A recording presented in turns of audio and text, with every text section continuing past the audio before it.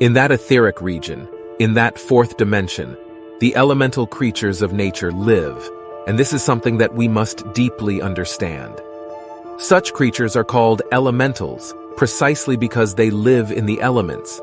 The elementals were described for the first time theoretically in the alchemical works of Paracelsus, who in turn was based on the theory of natural elements systematized by Empedocles and Aristotle in ancient Greece. According to Paracelsus and his followers, the four basic categories of elementals are the following: gnomes of earth, undines of water, sylphs of air, and salamanders of fire.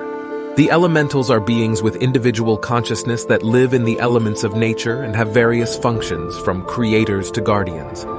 For example, an elemental would be in charge of creating the pollen of a flower, while another would be in charge of protecting that same flower. To the four traditional elements, fire, water, earth, and air, a fifth element would be added, the ether, which penetrates and vivifies everything.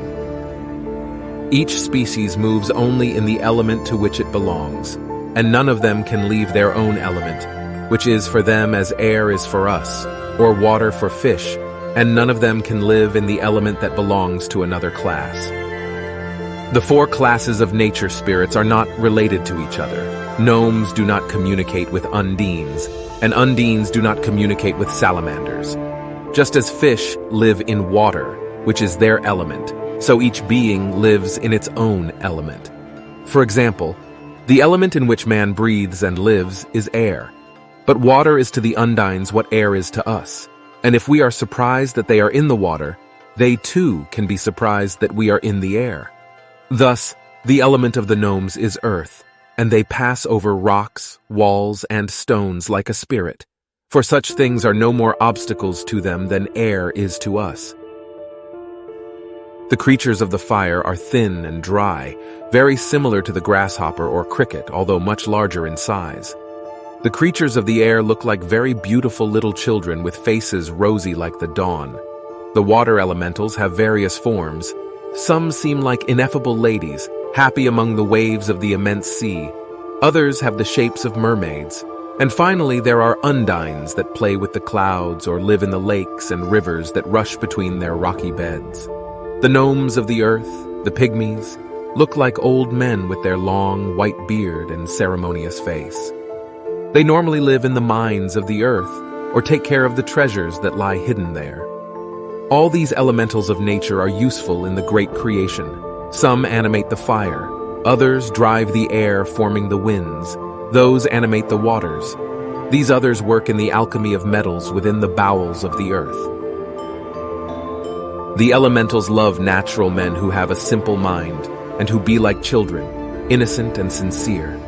The less vanity and hypocrisy there is in man, the easier it will be for them to approach him. But if it is the opposite, they are as reserved and aloof as wild animals. Man lives in the exterior elements, and the elementals in the interiors.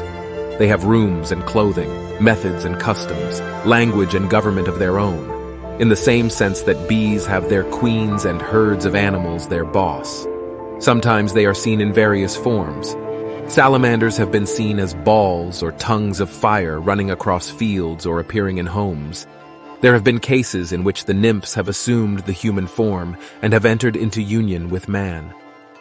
There are certain localities where large numbers of elementals live together, and it has happened that a man has been admitted into their community and has lived with them for some time, and they have become visible and tangible to him.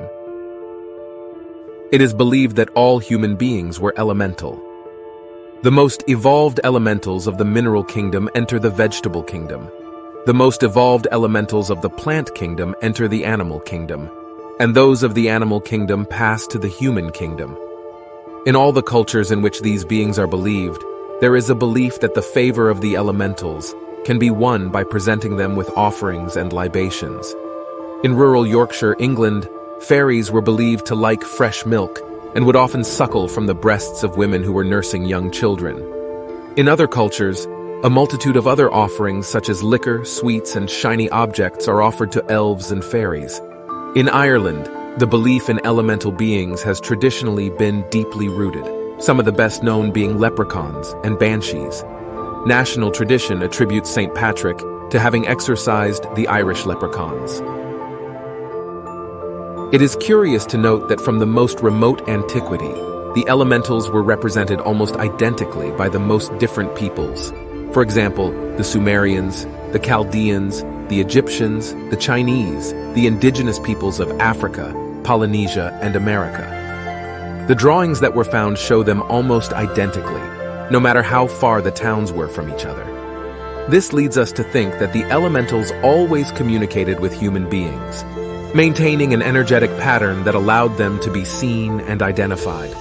They were present in almost all the sacred rites, especially those in which heavenly protection for the crops was requested. There are many stories about goblins, geniuses, and fairies that still abounded in ancient times. Unfortunately, all these innocent things, all this beauty of the soul of the world, is no longer perceived by humanity.